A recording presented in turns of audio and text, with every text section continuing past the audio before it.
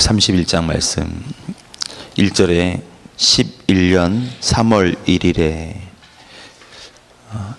이스라엘 멸망 1개월 전에 그러한 일이죠. 이스라엘이 11년 4월에 멸망하게 되는데 11년 3월 1일 중요한 날, 또 뭔가 의미가 있는 날들은 지금 에스겔에서 계속 날짜가 나오는 것을 우리가 확인을 할 수 있습니다. 11월 3월이라고 하면은 이스라엘 사람들은 곧 숨이 넘어가기 전 죽음을 목전에 두고 있는 사람과 같은 그러한 상태일 것입니다.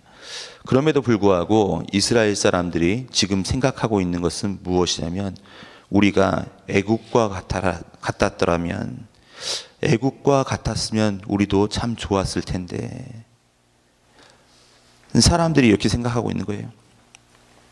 어떤 사람들 좀 그런 이야기들 하지 않습니까? 내가 만약에 미국에 태어났으면 참 좋았을 텐데, 독일에 태어났으면 참 좋았을 텐데.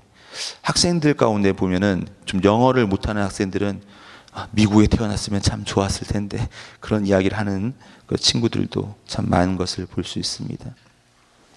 당시에 애국과 비견할 만한 나라가 어떤 나라가 있었는가 하면 3절에 그 아시리아가 나옵니다. 아시리아는 유프라테스 티그리스 강 유역에 있었죠. 굉장히 그 비옥한 토지를 갖고 있던 그러한 나라입니다. 비옥한 토지를 가졌기 때문에 애굽처럼 굉장히 농경 사회가 발달을 했고, 나름 그 지대에서 굉장히 번성했던 그러한 나라입니다. 아시리아의 그 번성했던 모습을 어떻게 말하고 있습니까? 백향목과 같았다. 어디의 백향목이요? 레바논의 백향목.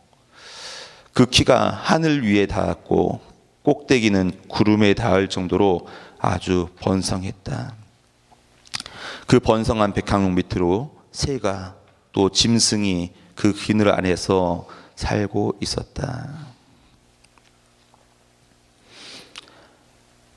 이 아시리아와 또 애굽, 그것을 어디에 비교하고 있냐면, 지금 8절에 보면 하나님의 동산, 하나님의 동산에 있는 그 많은 다양한 나무들이 있는데, 그 중에서 백향목, 잣나무, 단풍나무, 그러한 나무들도 이 아시리아의 백향목, 아름다운 백향목과 비교할 수 없었다라고 이야기를 해요.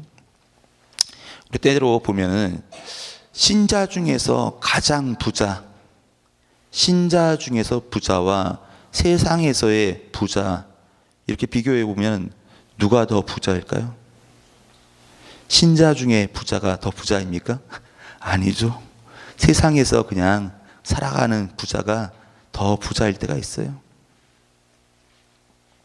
어제 청문회 나온 사람들 있잖아요. 청문회 나온 사람들 보면은 비신자들 많은데 그 중에 엄청난 부자들이 많이 있지 않습니까? 신자의 부자와 불신자의 부자, 비교할 수 없는 그런 것들이 있죠. 신자 중에 예쁜 사람, 불신자 중에 예쁜 사람, 비교가 될까요? 사실 화장해 놓은 거 보면 불신자 중에 그 미모, 불신자 중에 미모, 그 미모가 어쩌면 세상에 더 아름다운 모습이 될 수 있습니다. 세상과 신앙 세계를 비교하기 시작하면요, 굉장히 허탈할 때가 많거든요. 왜 세상 사람들은 더 아름답지?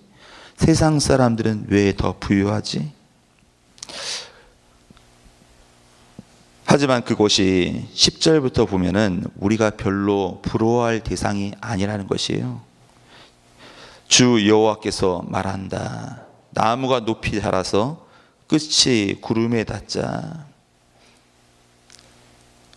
그 나무는 교만해지기 시작했다. 교만은 무엇입니까? 교만은 악이고 죄악이에요. 아시리아가 열국 중에서 아주 강성한 민족이 되었죠. 번성한 민족이 되었어요. 하지만 11절 나무가 저지른 악한 행동에 따라서 그가 그 나무를 심판하게 할 것이다. 아시리아가 굉장히 번성하고 아름다운 나라가 되었지만 얼마 가지 못해서 그 아시리아는 멸망하게 되었습니다.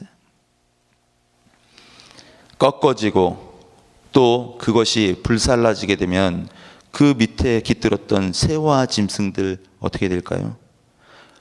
모여든 새와 짐승들 떠나는 것이죠. 아시리아 그 땅 때문에, 그 나라 때문에 모여든 여러 나라들이 있었어요. 어떻게 한번 줄 한번 대볼까? 내가 그 번성한 나뭇가지에 내가 그늘 아래에서 쉼을 얻어볼까? 그 모여든 새와 짐승들 다 떠나고 그곳이 어떻게 됩니까? 황무한 곳이 되었다. 지금 계속 10절부터 그 이야기를 하는 것이 14절 물가에서 자라는 나무들도 키가 크다고 더 이상 자랑하지 못할 것이다. 구름에 닿는다고 뽐내지 못할 것이다. 물을 흠뻑 받고 자란다고 그것이 이제 더 이상 자랑하지 못하고 어떻게 됩니까? 사람이 죽어 무덤에 내려가듯이 그 모든 것도 죽어서 땅 속에 묻히게 된다. 나중에 결과가 있다는 것이죠. 우리의 종국이 있는 것이에요. 마지막 결말이 있을 때 어디서 만나게 됩니까? 우리의 최종 종착지가 있지 않습니까? 죽음 이후에 가게 되는 곳, 그곳은 어디입니까? 성경에서 우리들에게 항상 말하고 있습니다. 우리 죽음 이후에 천국과 지옥이 있다. 거기서 결말이 나는 것이지 세상에서 결말이 나는 것이 아니다. 이 세상이 끝이라면 우리에겐 어쩌면 별 의미가 없을 수 있어요. 신앙생활하는 것도 무의미할 수도 있습니다. 하지만 이 세상만이 끝이 아니라 우리가 예수 믿고 저 천국에 가서 결국을 얻을 줄로 믿습니다. 예수 그리스도와 함께 거하는 것, 그것이 결말이 되더라는 것이에요. 16절 후반절 에덴의 나무들과 레바논의 가장 좋은 나무들과 물을 흠뻑 받고 자란 나무들도 땅 밑에서 위로를 받았다.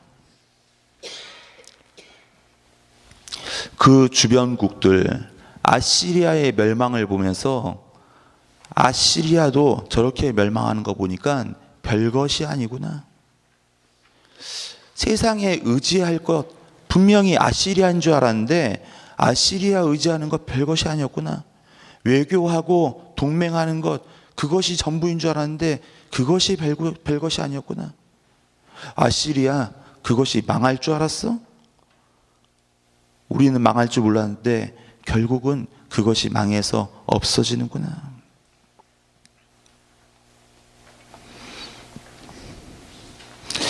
세상을 찌르는 권세 같지만 그것이 심판받아서 썩은 시체가 된다면 그것은 아무것도 아니라는 것이에요. 잠언에 보면 썩은 시체 그건 개만도 못하다고 했어요. 썩은 시체가 뭘 자랑할 것이 있습니까? 무슨 권세가 있습니까? 살아 생전에 권세가 있고 살아 생전에 명예가 있을지라도 그것이 썩어지면 아무것도 아니라는 것이에요. 얼마 전에 그 SNS에서 그런 이야기가 나오더라고요. 한 아이는 중고등학교 때 너무너무 힘이 세고 학교에서 나름대로 일진이었어요. 그 아이가 굉장히 애들을 괴롭혔나 봐요. 공부를 좀 하는 아이인데 그 아이를 하도 괴롭혀서 괴롭힘 당한 아이가 그렇게 결심을 했다고 해요. 나는 제 꼬봉으로 들어가지 않고 열심히 공부를 할 거야. 지금은 공부를 굉장히 나름 열심히 해서 서울대를 나오고 대기업에 들어가게 됐어요.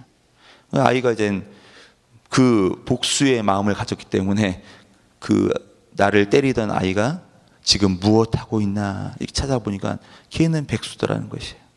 그리고선 뭐 복수하는 마음으로 그 아이에게 이렇게 뭐 톡을 보냈다고 나왔더라고요. 언젠가는 보면은 사람들이 힘이 있고 권력이 있으면 그 사람에게 같이 연합하고 빌붙게 되죠. 하지만 내 마음을 제대로 잡아야 해요.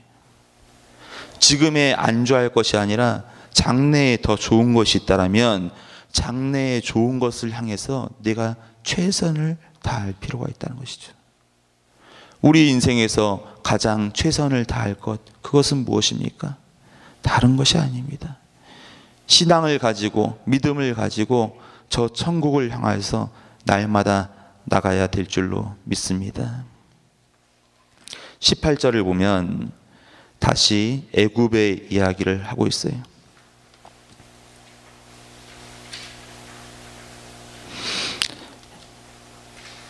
애굽의 모든 나무, 그 애굽의 모든 나무도 어찌 보면 하나님의 그 나무와 비교하면 애굽의 나무가 더 좋아 보일 수 있어요. 좀 볼만 하잖아요. 가지가 늘씬늘씬하고 거기에 열매가 좀 맺혀 있는 것 같고. 그런데 너도 에덴의 나무들과 함께 땅 밑으로 내려갈 것이다. 아시리아의 나무도 에덴의 나무들과 함께 땅 밑으로 들어가는 거예요.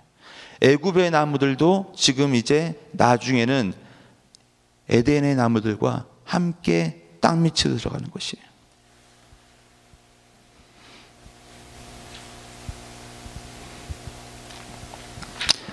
지금 시점은 멸망하는 이스라엘의 시점이에요.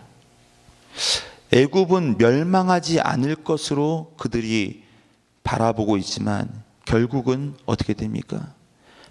애굽을 바라보며 두려워하면 이스라엘 백성들, 그들도 똑같이 애굽 백성들과 함께 망한다. 아시리아를 부러워하고 그들과 함께하면 그들과 함께 망할 수밖에 없다. 여러분들, 세상에서 망하는 것, 그것은 잠시 잠깐일 수 있습니다. 영원히 망하는 것, 그것은 참으로 두려운 것이죠.